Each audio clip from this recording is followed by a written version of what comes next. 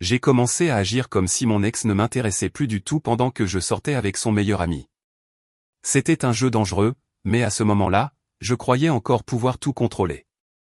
Je me disais que j'étais simplement passé à autre chose, que cette nouvelle relation prouvait ma force et ma capacité à tourner la page. Pourtant, au fond, chaque geste, chaque sourire calculé, n'était qu'une manière de le provoquer. Je me souviens du jour où tout a commencé. Dans ce petit café du Marais, j'avais croisé son meilleur ami, Julien. Il m'avait parlé avec une douceur inattendue, un contraste total avec le silence froid que mon ex m'avait laissé.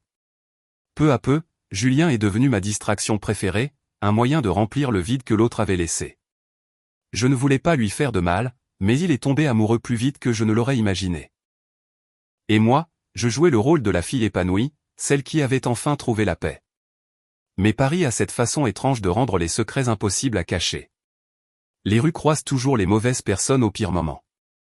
Un soir, alors que Julien et moi sortions d'un vernissage à Saint-Germain, j'ai vu mon ex au coin d'une rue. Son regard a croisé le mien, et tout le vernis de mon indifférence a commencé à se fissurer. Ce n'était pas de la nostalgie, ni même du regret. C'était quelque chose de plus profond, la conscience d'avoir transformé une blessure en arme. Les jours suivants, Julien a remarqué mon trouble. J'essayais de feindre la légèreté, de prétendre que rien n'avait changé, mais il voyait clair dans mes silences. L'équilibre que j'avais bâti s'est mis à vaciller. Mon ex, lui, semblait étrangement calme, presque amusé. Il savait, sans un mot, ce que j'avais tenté de faire.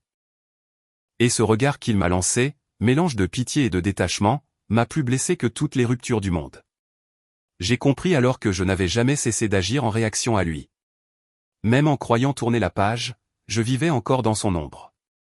Julien ne méritait pas ça, et moi, je n'étais plus sûr de mériter sa confiance. Je me suis éloigné sans drame, sans explication. J'ai quitté le quartier, changé de numéro, et appris à vivre dans un silence sans mise en scène. Aujourd'hui, quand je repense à cette période, je me rends compte que l'indifférence n'est pas un rôle qu'on joue, mais un état qu'on atteint.